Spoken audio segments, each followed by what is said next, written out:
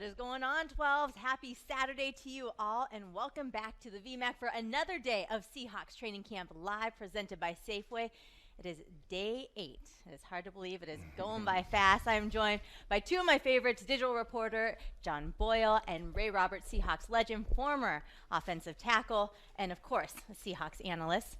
I'm Jackie Montgomery, reporter for Seahawks.com. And guys, I mean, can you believe it's day 8 here? I didn't even know it was Saturday until you just said that, so I'm totally lost.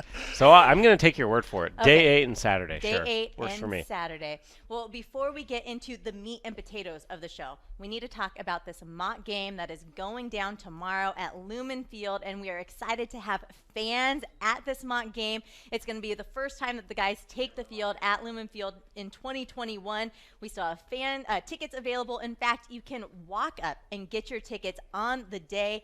Kickoff is at 1:30 tomorrow at Lumen Field. You can head over to Seahawks.com/training camp, or like I said, you can just walk up and go right in, and we are excited to welcome back fans. It's going to be awesome. Can't wait. All right, so let's talk about day 7. A couple notes. So the Seahawks, they did sign another player to the 90-man roster, Michael Jacobson, on Friday, a former Iowa State basketball player who is joining the team as a tight end. This isn't the first time that the Seahawks have taken a basketball player and tried to convert him into a tight end. Yeah, I mean, the most obvious is George Fant. Yes. He's a guy that, he played a tiny bit of college football, but he was mostly a basketball player. They signed him as an undrafted guy and had a great career here and went off and signed with the Jets, was a starter for them last year. They've done it a few times. Darren Fells didn't work out here, but he's had a great career as a tight end in the NFL around the league for a couple teams. Yeah, and I think it's also too you can find like some little hidden gems if the player has the mindset to be a football player. Like sometimes it's basketball players think they can play football players think they can play basketball, but the mindset is the difference, right? You can't go on the court with a football mindset, and you can't come on the field with a basketball mindset. So if the mindset is right, and you have the patience, you could probably find some gems with some of these power forwards around the country. Well, we've been hearing Pete talk pretty much this whole week about how he likes players that can do multiple sports, and he doesn't like when players specialize in one thing. And here's just another example of how we're seeing a guy doing a two-sport athlete and coming in here and making an we'll see if he makes an impact. And just so if you are keeping track of who's on the roster, who's not, receiver Darvin Kidsey, he was waived to make room on the 90-man roster. And then, okay, we have some injuries to go over. Guys that sat out yesterday, nothing serious. Robert Kimdiche, he sat out with a groin injury. Ben Samayoa, Stone Forsythe, Gabe Jackson, John Radigan, and Cody Barton, they all missed practice yesterday. Hopefully we'll see them back out there on the practice field. Couple guys that did come back, however, cornerback Demarius Randall and tackle Cedric Abuehi. We'll be talking about him later on. They return to action on Wednesday. All right, so we talked to Tyler Lockett yesterday, and he came and talked at the podium, and he was talking about this offense yesterday. He said that he used the word phenomenal on how this team is adapting to this new offense that Shane Waldron is putting out there. What have you guys seen from this offense so far? I know he mentioned, they had one bad day where the defense was on fire, but I feel like, in training camp especially, the defense always kind of has that leg up, right? I did feel a little bad for Shane Waldron. The one day they these are scheduled out ahead of time, and the day they decide to put him at the podium to talk to the media is on the day the offense turns the ball over like 4 or 5 times.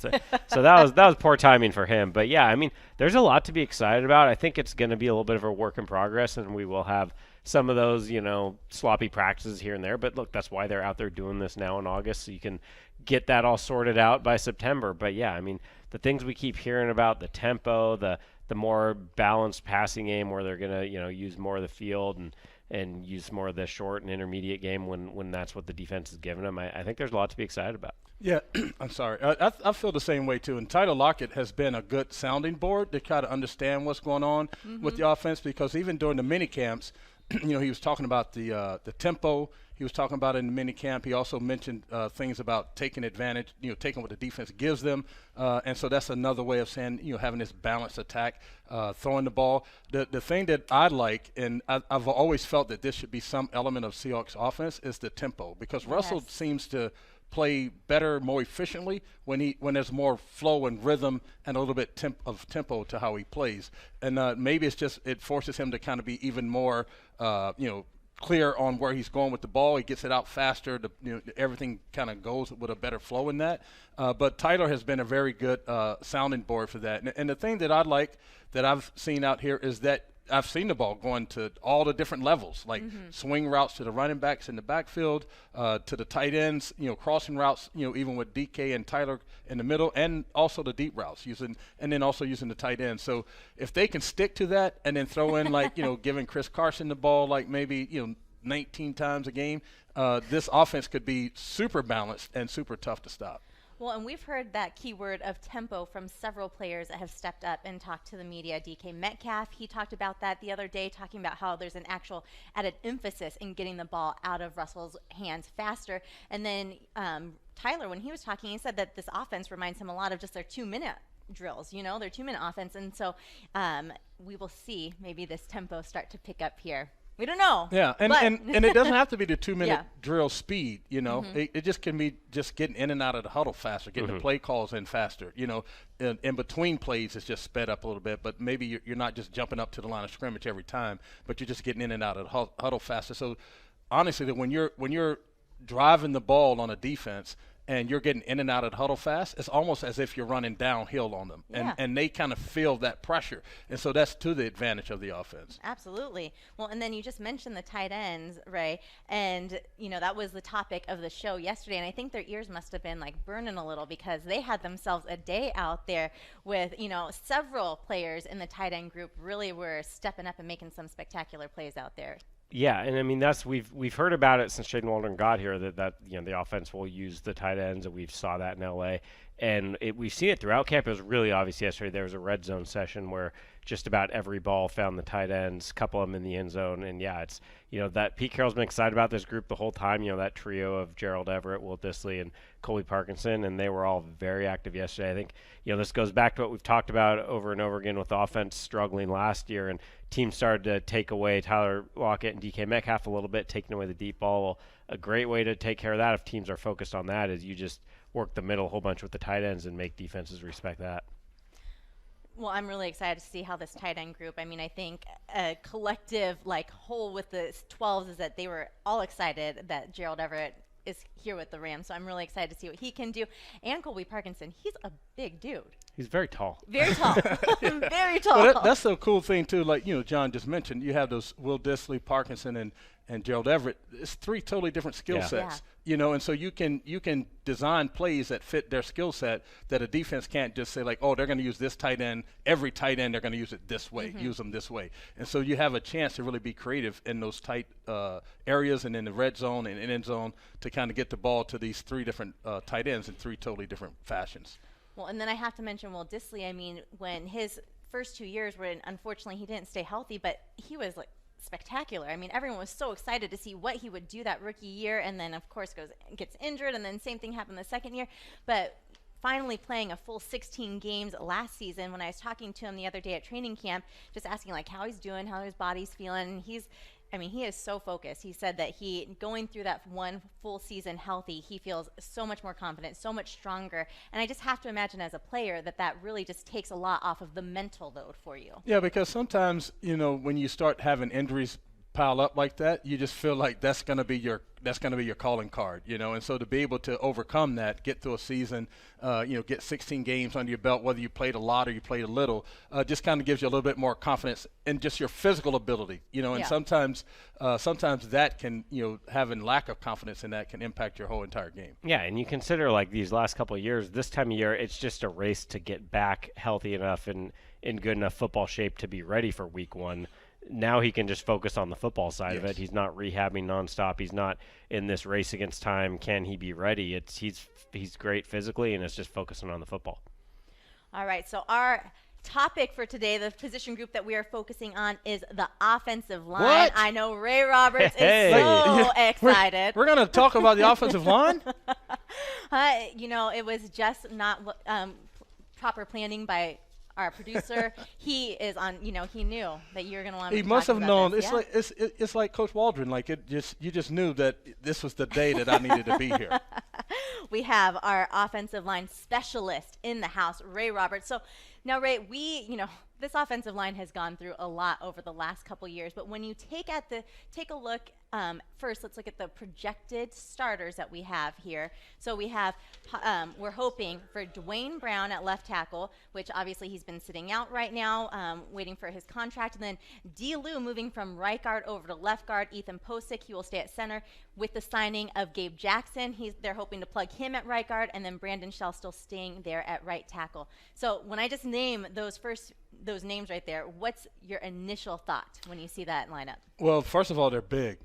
Those are some big dudes. Guys. And Ethan Posick is the runt of the of the group, if you want to call him that. And but no, I like the thing I like too is the combination of young players and really crafty older seasoned veterans, because there's a lot of like learning going on there, but then there's also a lot of energy from some of the younger players. And so I really like the athleticism that they have at the guard and at the center spot. If you really want this offense to flow, those three have to be the catalyst of the offensive line. Even though Dwayne Brown is like that, named superstar, future Hall of Famer type guy, you really want those three inside guys to carry the load on this offense, because if they're getting pushed in the running game, there's going to be more space to run the ball. If they're creating the depth for the passing game, there's more room for Russell to step up versus peeling out and having lost yardage and scrambling and things like that. So they're going to really carry the load with those three guys, and maybe Ethan Posick becomes Kyle Fuller, but those three dudes are going to be the catalyst of this offensive line. Well, yes, you mentioned Kyle Fuller. He is one of the guys who is competing for that spot at center. But Ethan, obviously, when he came to this team, he was not a center. This last year was his first year playing in that position. So what did you think from his first season at that center spot? I mean, I think a lot of people were like bummed when Justin Britt wasn't coming back, and they're like, who's going to fill that role? But how did you think he did in his first year? Well, first of all, I was a Ethan Posick fan as soon as they drafted him, because he had played multiple positions at LSU. My fear was that they were going to have him playing multiple positions here, and sometimes you then lose being great at one thing. So you're a utility guy, and so you play guard for 2 games, you play center and so they did that with him for a little bit and moved him around. So it'll be interesting to see how his progress is after playing one full season at one position. And like you'll hear me say this all the time, and I know that they may have a different philosophy here, but I want my starters to have PhDs in what they do. I want to have a PhD at right tackle, right guard, center, left guard, left tackle. Now the backups, they can have a general education degree where they can do a bunch of different little things, because you need those types of guys just from pure numbers. But the starters have to have PhDs. You want a guy who's a left tackle to be a left tackle, not a guy that can play right tackle and right guard and all these different kinds of things. And I think Ethan was kind of victim to that at first, coupled with all the injuries. So then now with him being in one position for the most of the season, I think he may have missed 1 or 2 games. It's going to be interesting to see how he progresses, especially playing between 2 really good guards. Yeah, I mean, normally you think of a guy going into year 5, and you might think he is what he is. He should be right in that kind of sweet spot of his career. But to your point, he's pretty new to this, to just being an everyday center, not having to be a guy that knows how to play 3-4 positions and be that swing lineman. So I think we could see a lot of growth out of him, even though, again, he's heading into year 5. He's heading into year 2 of really being a full-time center. Yeah, absolutely. And then, like I said, those guards are really going to complement his gaps, the gaps in his game. And so when during the offseason and folks are trying everything they could to get Ethan out of here and find some other dude, you don't need 5 all-pro linemen to protect Russell Wilson. You know what I'm saying? The protection can come between play calling, scheme, the different types of plays you're calling, mixing it in with the run game. So you're giving them tools to work with as well. Let's look at, well, I want to give you say you don't need 5 guys that are, all pro, but I have to give a shout out to our 2005 offensive line with Stephen Hutchinson going into the Hall of Fame, the second offensive lineman from that squad to go into the Hall of Fame. So not all 5, but, I think it's, it says a lot about that 2 offensive Hall of Famers line. helps. Yeah, I know it, right? Yeah. All right, so going back to, we talked about our projected starters. You look at the starters that we had last year, really not much change from what we saw last year. It was obviously D. Lou going from right to left, filling in for Mike Upati, who is no longer with us. When you look at the offensive line from last year, how do you think that group performed in 2020? Did you like them? Did you think that there was room for improvement? Because I thought there was a lot of potential that fans thought going into the season. I'd say yes to both. I liked a lot of what they did, and there is room for improvement. I think there's so much focus on the offensive struggles late in the year. People wanted to talk about what was wrong with the offense, but if you go back to the first half of the season when that group was pretty healthy, they played really well. I mean, yeah, there were some sacks, but some of that's always just the style of offense the Seahawks are playing. Russell Wilson, escaping pressure, buying time. Sometimes that can lead to sacks. But you look at, some of the ESPN advanced metrics, pressure rates, all that. They were, first half of the season, one of the better pass blocking lines when that group was healthy. Then, you had some injuries. Posick was hurt for a while. Shell missed a decent amount of time. They just got a little banged up. Mike Apati was in and out of the lineup a lot of the year.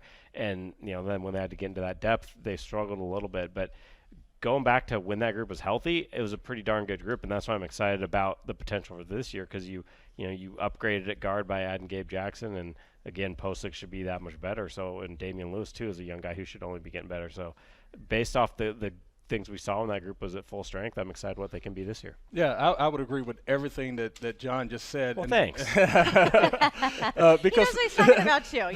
They were playing like really good football, and then like you said, the injuries started. The injury bug kind of got them, and guys going in and out of the huddle. I mean, and so sometimes people underestimate just the chemistry that you need out of all the other positions on the field. The chemistry on the offensive line has to be on point, because when you've played next to a guy for a long period of time, you kind of know where they need the help. They know where you need the help. There's like little bits of communication you can make just by eye contact, different things. You know what plays they struggle with, and so you kind of know how to compensate for all of that. But when you have different guys rotating in and out, you're not real sure because you don't have the reps with them.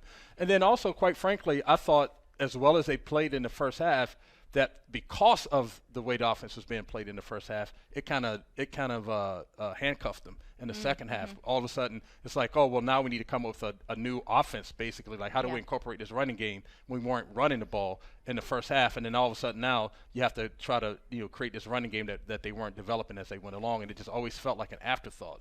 And so that's why I keep saying that protection is a combination of a lot of different things. Obviously, you got to have players that can pass block. But if you have a running game, if you have a short game, if you have a screen game, if you have the deep game, if you have three-step drop, play action, all those different things give the offensive line different tools to work with. When I say tools, when you do pass sets, you want to be able to have a variety of sets. So sometimes you want to drop straight back and give, you just kind of buying time for a speed rush, or sometimes you want to go more at a 45-degree angle. Sometimes you want to like short set them, so you go at them right now and you get right on them. And then you throw into that some of the play action pass. You have 4 different ways to attack a person in pass protection. When at the beginning of the year, we didn't have that kind of variety in the passing game. It was just straight drop back, throw it deep passing. Easier for defenses to scheme around that. Easy for a defender to scheme up on an offensive lineman on how they're going to attack them in the pass game that way. So I think with this new offense and with them trying to move the ball and spread the ball all around, it gives them different tools for the offensive line to work with. I mean, it's interesting you say that. The blocking skills that I learned when I was, trying to figure out how to do. No, I thought you were in one of my football one-on-one camps. I used to do that here. That was me. I was a running back when I played on our Powder Puff football team back in high school. Well, you have an appreciation then still. Exactly. All right. So when you talk about plugging different guys in, I'm curious. I'm curious about Damian Lewis. This is a guy who started at right guard. We saw him play center at one point to fill in for Ethan Posick last year, but now he's switching over to left guard. What did you see from him as a rookie? I mean, coach was so high on this guy, and I mean, he was a starter from day one. So did he qualify as like a smooth in your eyes? Because we know Gabe Jackson's smooth. So does he get that smooth well, I don't know if he's smooth in his movement like Gabe Jackson. He's only year 2, so he has more a lot of room, he's more of a more athletic DJ Fluker. Like he's kind of a smaller dude that has a little bit more skill, like a little more athleticism to him. But the thing that I liked about Damian Lewis is that Pete said from the very beginning, we put him in there and he never looked back. Yeah. And so that takes a tremendous amount of confidence in yourself and your skill set. That takes a lot of toughness, because you're going to have to deal with the times when you don't play so well, and all of a sudden you're this rookie starter, and you don't want to feel that kind of heat and like you're letting the team down. So you have to deal with that and then get back up and play again.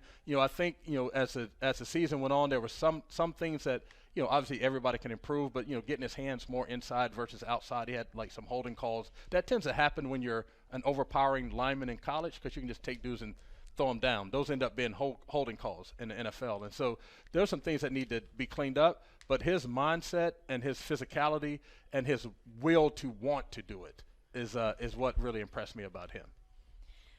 What do you expect from him in season 2, switching sides from right to left?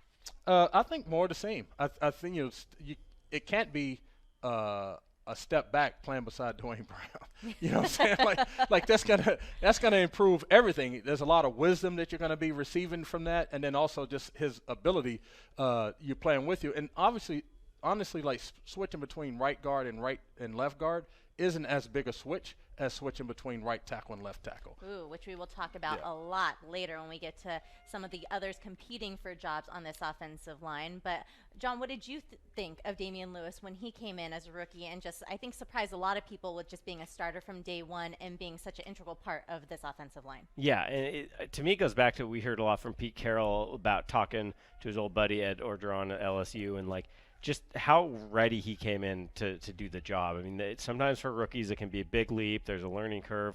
They struggle through some stuff, and look, no rookie's going to be perfect. But Pete Carroll had those conversations with Orgeron, before they drafted him, after they drafted him, and you heard it from Pete Carroll. They had a ton of confidence in this kid, even before training camp, just the rookie mini camps, the OTAs, and he really backed it up all year. Again, it wasn't a perfect season for him, but he did a lot of things really well. Yeah. You mentioned the game going to center.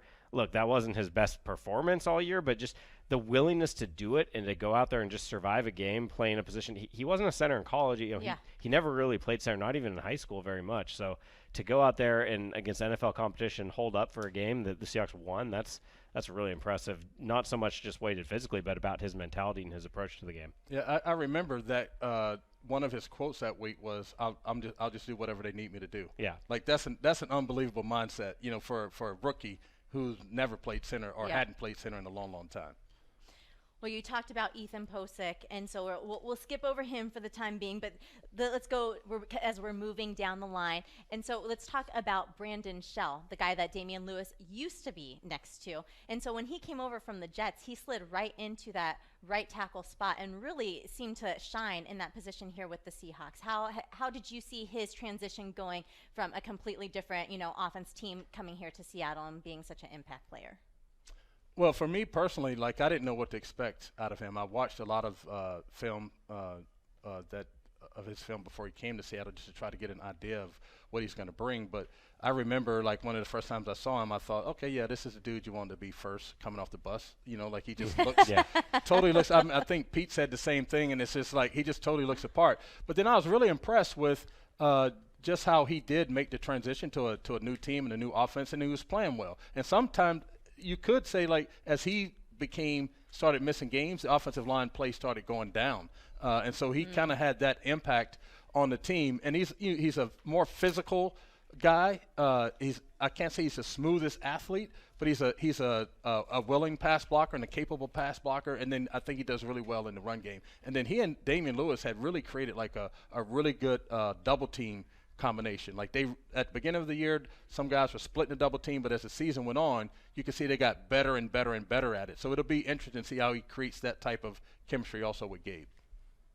Yeah, and I mean, we'll get into this more, but there's going to be competition there too. Pete Carroll has talked a lot about that, really wanted to have a true competition there. But yeah, he did. He came in, played really well, and going back to the injuries, he was, those games he missed.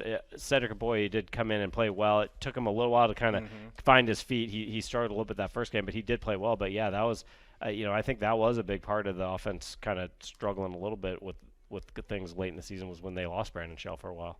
Well, let's get into this competition that that you're mentioning, and that is with Cedric Ogbuehi. Obviously, when he came in here last year, they had him, kind of slated as a backup for Dwayne Brown at left tackle, and that's where he had been practicing at. And then this year, he goes to coach and he tells him, Coach, I don't want to be at left tackle. I want to be at right tackle. And that's where I feel that I'm the most comfortable. And so, and then I thought it was interesting that Pete Carroll, he took a step back and he was like, I was wrong with like putting him there. Like, can you explain the situation and your thoughts on it? Yeah, I mean, the way Pete Carroll described it is, they bring him in, and I think they kind of had a good idea that Shell was their right tackle, and they saw Aboye as kind of the swing tackle who can back up both spots. He's a former first-round pick, and generally tackles you take in the first round, you look at it as like, okay, he's a big athletic dude. He's going to plug in at left tackle at some point. So that's sort of the mindset they had with him, but then he did play the right tackle late in the year, and that's really where he's most comfortable. And, he was a free agent briefly, and part of re-signing him for Pete Carroll was giving him an honest shot to compete for that job. And it not just at that position. In a few places, Pete Carroll said he felt like he got a little bit away from his whole mantra of competition last year because there were no preseason games. There was no offseason workout program. Training camp was a little bit abbreviated. So there was just less time. So with the goal of we need to get ready for week one, he felt like he maybe kind of shortchanged some of the competition out there. And now we're seeing it. Those guys are trading days as the number one guys. We've seen it at center with Fuller and Posick. We've seen it out at cornerback with a bunch of guys. We've seen it at the nickel spot. We're seeing all these really competitive competitions, and obviously we know that's what Pete Carroll loves, and his teams have really thrived when they have that. Well, first of all, I coached high school football here in the area for a few years, and I came across, a couple players from time to time that would come to me during the off season and say, okay, Coach Roberts, how can I be better at this, or how can I get more playing time, or what do I need to do? And so when guys come to you like that, as a coach, it's really energizing. Oh, I'm because sure. they have really taken ownership of their role and how they think they can contribute to the team. So it took a lot of courage, I would imagine, for Cedric to go to Pete and say, I know that you guys are looking at me this way. I see myself as this way, and this is how I want to compete. And then as you look at the two different players, Brandon Shell, like I said, is a more physical type of a player. He's a capable pass blocker, really good run blocker. Aboye is more athletic, so he's not going to be as physical in the running game, but he's going to be smoother in the passing game. So then, as a coach, you have to decide which one of those are going to fit what you're trying to get accomplished better. Because you may lose. The thing is, I don't think that the distance between them pass blocking is as far apart as it in their run blocking. And so if you're trying to have a balanced attack, I think Brandon probably has the edge. But you never know where the competition will lead you. Yeah. You never know what that's going to spark in Cedric to be a different type of player and a different, in the run game and things like that. So I love that I heard that happened because it takes a tremendous amount of courage to do that. And then I love the way Pete responded. So, Ray, let me ask you, because you just talked about the importance, especially that position of the chemistry and the continuity. If you're a coach and you're looking at the competition, how long can you let it play out versus, okay, we need to know who our starting five is so we can get that chemistry as good as it can be? I would say, just for my comfort level, I would say about halfway through the preseason game, maybe after the second preseason game, you have to start having an idea of we need to get these dudes with a lot of reps together, and hopefully there won't be a whole, if there's a change at center and a change at tackle, then that's maybe you want to speed that up a little bit, but you have to have at least because you're not going to get that many more series together in the preseason. So you want to get all those series optimized for the 5 that you're going to start the season with. So, Ray, you mentioned it earlier when we were talking about D-Lou switching from right to left at the guard position. And you said it's not as challenging doing it at the guard position as it is as the tackle position. So with Aboye, possibly going to the left, possibly going to the right, how challenging is that for a player to make that switch from right to left tackle or vice versa? Well, it's more challenging than people think because this is just my Ray Roberts soapbox speech. Get on your soapbox. Let's do it. I want to hear it. But to me, offensive line is the most misunderstood position in all of sports because people think it's just big dudes running into big guys, and whoever's the strongest is going to win the battle. That's not it. But there's that's what I thought. there is so much technique and skill involved in what you do, and so when you're on the left side, for left tackle, for instance, all of your power angles, you usually sit down on your inside, so your right side is where a lot of your power resides, right? Yeah. Because you don't, in pass protection, you don't want to get beaten inside. Yeah. You're in run blocking, you're normally cutting off a guy, because most teams are right-handed when they run the ball, so your power angles and things are a little bit different. And so when you switch sides, and then all of a sudden you're on the right side, but your power side is your right side. That's your side of the body that's on the outside.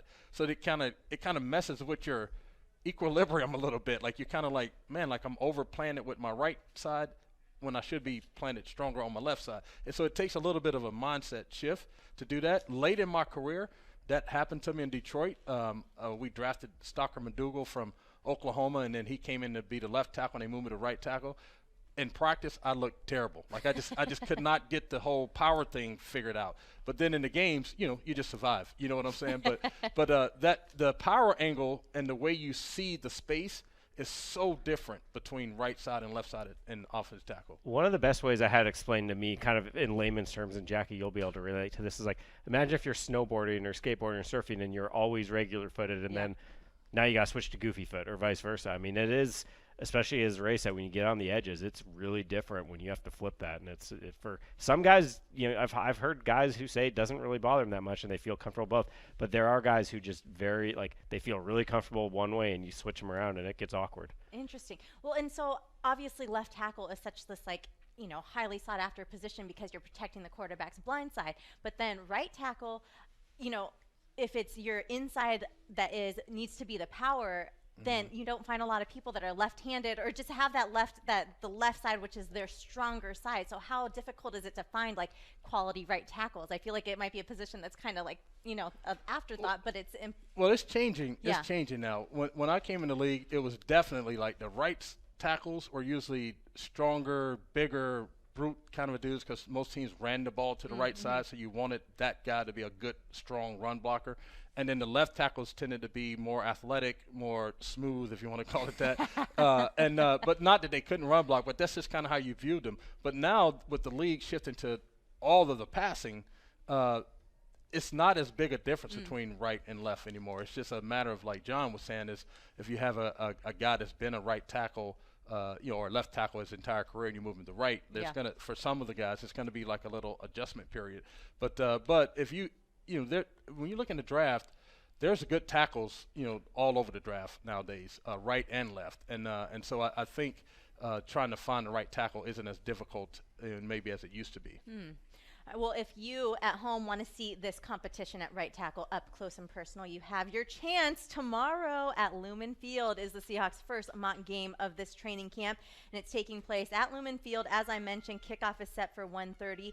Tickets are available as the Seahawks. They want more fans in the stands to bring back the noise. They have released more tickets, so you can either head over to Seahawks.com/training camp and pick yours up today, or you can actually just head to Lumen Field. As I mentioned, kickoff is set for 1:30. You can get your tickets right there at the ticket office. All right, so let's go to the name that we haven't even mentioned, and it was such a big signing for this team during the offseason when they made the trade with the Raiders to bring over Gabe Jackson. Your thoughts on him? Yeah, I mean, that was the one kind of obvious hole they had with Mike Capati retiring is, you've got some good guard depth and guys who could fill in if they need to, but you didn't have the obvious starter there. And, to go out and get a guy who's been a long-time starter, a really good player, durable, tough guy, I mean, to me, that's a huge addition to this offense. We don't always think of guards as, the sexiest position that people are clamoring for, but when you play in a division with Aaron Donald, you play in a division with all these great defensive players, you need to be stout in the middle of that offense, and I think he's going to help this offense be a lot better. Yeah, well, first of all, sexy and offensive line doesn't get mentioned together too many times. So the fact that you just kind of maybe the tackles though, right? I'm like, okay, John, I'm rolling with that. But no, I broke down some film for one of the film sessions of Gabe Jackson, and the thing that I love about him is his technique. He's a technician. Like, his footwork is solid. He plays low to the ground. With his pad levels square a lot. He plays with a lot of power. His feet are always moving. And so those are some of the things that, when you're watching a guy play on offensive line that maybe you're not paying that much attention to, you're just trying to see if he's blocking a guy. Yeah. But if you look at the actual technique, it can tell you. Sometimes I can look at an offensive lineman, and from the first step, I can tell you if they're going to make the block or not. Because either they're stepping underneath themselves or they're getting their foot, gaining ground with that first step to kind of get their shoulders square and their body right.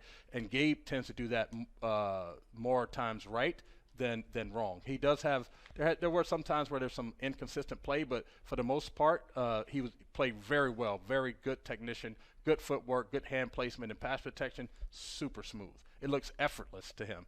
And that's why I'm assuming that's probably where he got the big the smooth Twitter handle, Big Smooth handle from, because we were talking about this earlier, Jackie. Like, it just seemed like he's just on skates. He's just sliding back and forth. It doesn't seem like he's putting a whole lot of effort to stay in front of guys. And I think obviously that's going to be a big news for Russell Wilson in the pass protection. But in the run game, he has very good skill and technique in the run game as well. I think we need a Big Ray smooth scale. Yeah. I don't know what the bottom is, but like Walter Jones is the extreme on one end, and like, and I'm at the other end. So we'll put it that way. He passes the smooth test. I know that he spoke to the media the other day. Was there anything that stood out to you when he spoke? Because I haven't gotten a chance to talk to him yet. Yeah, I mean, he's just seems like a really solid guy who's, he's kind of just your pro's pro. He's had this great career, kind of quiet. Like, he's been a Pro Bowl alternate a couple times, but someone asked him about that. Do you feel underrated and you want to get these Pro Bowls and All Pros? And like a lot of these guys, he's just chasing a ring. He wants to be a part of a winning team. He's been through some struggles with the Raiders, and he's looking forward to coming in, being part of a really good offense, and helping this team win a lot of games. But yeah, just seems like a really solid dude. Well, and he likes his food, which is not surprising for an offensive lineman. And I heard he played 3 different instruments. Like that's right. He does. Like the piano, the bass guitar, and maybe the electric guitar or something. But it's 3 instruments he plays. Wow. Between him and Akella Witherspoon, we got to get a music group together. I know it, right. Tyler could play the keys a little. Yeah, exactly. Wow, I didn't know that he was so musically inclined and had that much talent. That's really impressive. Well, so you earlier, Ray, you spoke about drafting an offensive line. We were specifically talking a tackle at that time, but the Seahawks did draft an offensive lineman in this recent draft, and that was our 6th round pick, Stone Forsythe, out of Florida. I mean, people were really high up on this guy. I mean, he played really well, and I mean, he's in the SEC, so it's like, that you're going up against some tough competition, but he allowed just 2 sacks and 488 dropbacks at Florida. So given how successful he was there, were you surprised that he dropped all the way to the 6th round?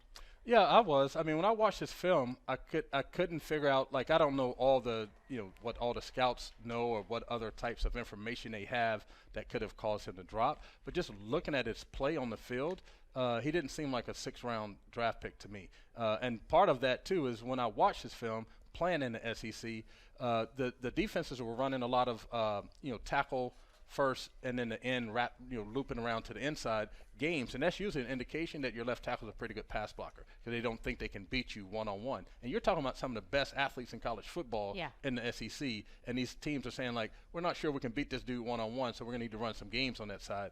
And then just as for a dude that's so huge, long arms, long, like 6'8", he moves his feet really well. And he uses his hands and the length of his arms really well to keep people off of him. I think his growing pains will be that he's so tall, and then how to readdress those power angles and leverage so that he can get underneath and stay with some of the guys in the league that may not be as tall but are strong, fast. This kind of speed to power pass rush might be an interesting one for him to handle. But he has a lot of pieces that if he's patient and can take the coaching and then also take the coaching from the practice field to the games, he could be that guy that could be in line to fill in for Dwayne Brown in the next 2 or 3 years. You would think that with the name Stone Forsythe, that just automatically bumps you up to like at least round 3 if you're an offensive lineman, right? Yeah, improved by a round or 2 usually, yeah. Totally. Right. But you mentioned his height. Now, you're a tall fella yourself. Thank you. Oh, you meant Ray. Oh, okay. My bad. I feel short next to you, John. Sorry, I'm very short myself, John. So I understand, but I'm a lot shorter than you. So, but anyhow, you are a tall fellow, right? So when you talk about that height and possibly being a disadvantage, how were you able to make that an advantage for yourself? Well, first of all, like you have to really work at your flexibility, like in your hips. And, like when I talk about power angles, I'm talking about like the bend of your ankle, the bend of your knees, and the bend at your hip. Like if they're all in alignment, then that's the most powerful you can be. So you can't be really long when you're doing that. Your legs can't be straight when you're trying to create those power angles. And so for a guy like him, just trying to get low enough, just physically getting low enough and staying low enough long enough that it doesn't become an issue. So like one place where it shows up a lot is when he's pass blocking, and the further back he has to go, the taller he gets. And then you have these smaller, 6'2", 6'2", 6'3". Those little 6'3" guys, yeah. Right? that are speeding around the corner, so they're naturally going to be lower than you, and so they can get underneath your pads that way. And then, like I said, like one of the better speed rushes for guys on the edge is to be able to show speed and then turn that speed into power. And so all of a sudden you're showing speed, he gets tall, and you turn it into power, and then he's at a disadvantage because he's playing tall. And so I think that can be one of the places where he's going to have to really, really work on keeping his knee bend, keeping his, sitting down and staying low as long as he possibly can. But the other part of that too is giving him the tools to also not have to do that all the time. So those short sets I was telling you about, the different angle sets, play action pass, all that kind of stuff can help him be a better pass blocker. I know we likely will never see it because he's on the outside and the guy who I want to mention is on the interior of D, but I would just like to see a Stone Forsythe and Poona Ford, who everyone talks about his God-given leverage because of his height, but I would like to see that battle take place in pass rush that would be very interesting to watch. Get Poona on a stunt on the outside. Right, yeah. I like it.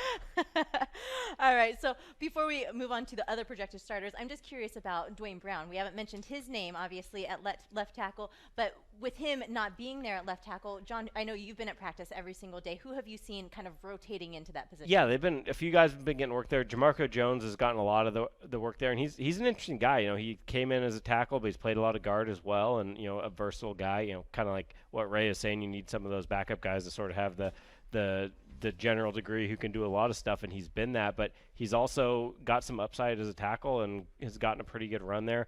We've seen, we talked about the competition at right tackle. They want to give Cedric Aboye his chance there, but they also need to get him reps at left tackle because if he's not the starter, he's most likely on game day your top backup. Just the numbers game, you need guys you can back up multiple spots. So he's probably your backup there if he's not the starting right tackle. So we've seen him there, and then we've seen Stone Forsythe get a few first-team reps, which is good for him. But ultimately, it's a great position to be in right now. I mean, obviously you want everybody practicing, but Dwayne Brown does not need a full training camp to be ready for the season. He's in phenomenal shape. If you saw this guy, you'd never believe he was 35, 36 years old. He still moves great, and he's still on the walkthrough, so he's getting the the playbook side of it, the learning side of it. So if he's not going to be practicing, it's a good situation to get a lot of guys some quality reps there.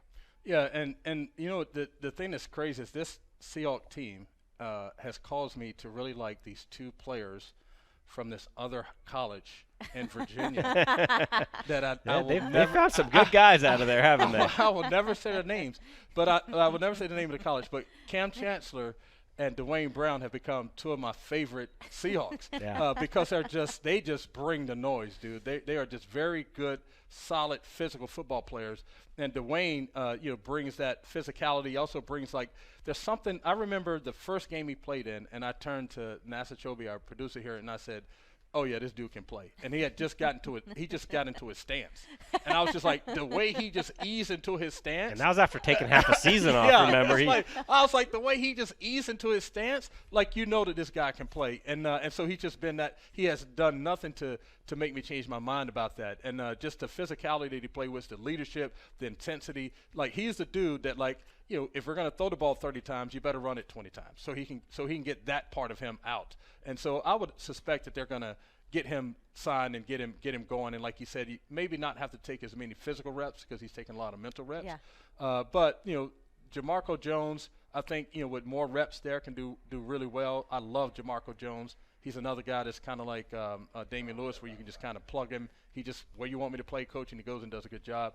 Cedric, I think, whether I know he wants to be, have a chance to start at right tackle, but depending on how Dwayne goes into the season, or if he's nicked up or injured, he has a real opportunity to be a solid left tackle as well. And so hopefully he has just as much confidence in himself at that spot as he does on the right side. Well, this is a perfect segue as we go into, now that we've kind of talked about all the starters on this team, on the offensive line. When you look at the depth that this team has, I mean, Jamarco Jones, as you mentioned, Cedric Ogbuehi, Kyle Fuller, Jordan Simmons, so many guys that they have on this roster. I mean, obviously there's a lot right now at the 90-man, but there's a lot of. What do you think about their depth that they have at the line positions? I mean, I really like it. You mentioned some of those guys. I mean, Jordan Simmons, he's battled a lot of injuries, but when he's been healthy, he's been really good. He started a bunch last year for Mike Apati and played well. You know, he missed the year before, but you go back a couple years ago when he had never really played because he was beat up in college a bunch too, and then he comes in against the Rams and Aaron Donald and helps the Seahawks have a massive game running the ball for a whole bunch of yards. So really good player. A name you did mention, Phil Haynes, is a guy he's battled quite a few injuries since he got here, but they feel like he's got that past him and he's healthy, and he's just a mountain of a man. He's just a big, sturdy-looking dude who, you know, I know they were really excited about him when they drafted him, and if he can stay healthy, he's the guy that, you know, even if he's not starting this year, has a chance to really help the team. Well, the other thing that's going to really help the depth is that you're going to have two guys that were competing for starting jobs that are going to be backups. Yeah. And, you know, whether it's going to be Cedric or Shell or Fuller or Posick, you know, two of those dudes are going to be guys that were competing for starting jobs. They're going to be your backups. And then you have a guy like Jamarco Jones, who has played a lot of football, you know, for you over the last couple of years. So I think and then Phil Haynes, to me, Phil Haynes was going to be Damian Lewis before Damian Lewis because he kind of presented himself that way. He kind of looked and had that kind of DJ Fluker kind of feel to him, but had a little bit more athleticism. But then he got hit with the injury bug, and so it'll be interesting to see how he develops and where he falls, you know, in the rotation of backups and things. And then you have a guy like Stone Forsythe. I think if you had to play him, I think he could, you know, maybe you have to put a tight end over there from time to time to kind of help him out. But I think he can get through a couple games if he had to play. So I think they have a really good chance to build some really good depth here and have a really strong. This offensive line can quickly become, you know, one of the strong points of the offense. With the new offensive coordinator and Shane Waldron coming in, how difficult is it for the offensive line to learn and adapt to what he wants this offense to look like? Well, I would say the biggest thing you're adapting to is that tempo. Yeah. You got to be in shape. Run a little more. Yeah. You might be just a little bit lighter. You might have to do some pushbacks, which is pushing back from the table. You know, not eating as much food, just so you can be a little bit lighter on your feet. Is that a technical term? Yeah. And but no, honestly, like from offense to offense, because the trenches, you know, between the offensive line and defense, there's not a whole lot that can change in there. You know, you're either blocking a guy to his outside, to his inside, or right down the middle. You know what I'm saying? So the emphasis on whether, you know, you're trying to like really press like the front side of a play before you cut it back or something, so you have to stay on a block longer, or they're emphasizing double teams to get to the second level. Like that type of thing can be different, but for offensive linemen, really from offense to offense is really not that big a change. For offensive linemen, the emphasis of what you may be doing may change, but the actual assignments and the way you go about doing the work, there's not a whole lot you can change there. Minus being a little bit more fitter or a little bit fitter. Yeah, I promise you, because I know I've died on a couple 2-minute drills. Well, as we start to wrap things up, obviously, I mean, you folks at home saw that list of offensive linemen that the Seahawks have here at camp. There are quite a few. So are there any names that maybe have stood out to you as you have been watching camp and watching the linemen out there? I wouldn't say anybody more than the guys we've talked about. Like, I've watched a lot of Stone Forsythe just because it's just curious, like how a guy that big, you know, is going to play. And then I've been really, like, honestly, sometimes I just watch the footwork. I don't even watch what's going on with the play. I just want to see how people are moving their feet. And I've been really impressed with Cedric Ogbuehi's footwork. Like, he has very quick feet. He seems light on his feet. He has good knee bend on both sides. I've been able to see that. And so don't know that I would have looked at last year's tape and said the same thing, because it seemed like he was just kind of trying to survive versus thriving and being sure about what he was doing.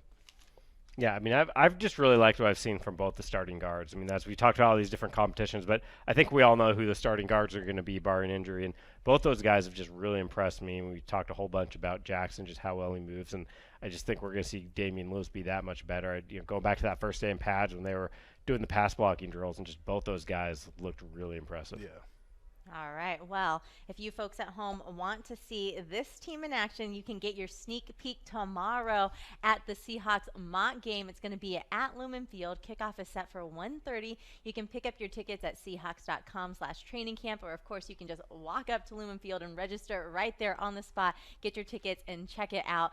I mean, I would want to, we will be there already, but as a fan, I would definitely want to check out and see what this team has to offer here going into the 2021 season. So if you are not going to be there at the mock game, you can join us here on the Seahawks Training Camp Live presented by Safeway. We will have you covered. It starts at noon tomorrow, our coverage, so make sure you get to your computers however you're watching it so you can join us as we kind of lead you into the start of the mock game, and hopefully we will see you there. So for Ray Roberts, John Boyle, I'm Jackie Montgomery. Thanks for hanging out for us, and we will see you tomorrow at noon. Go Hawks.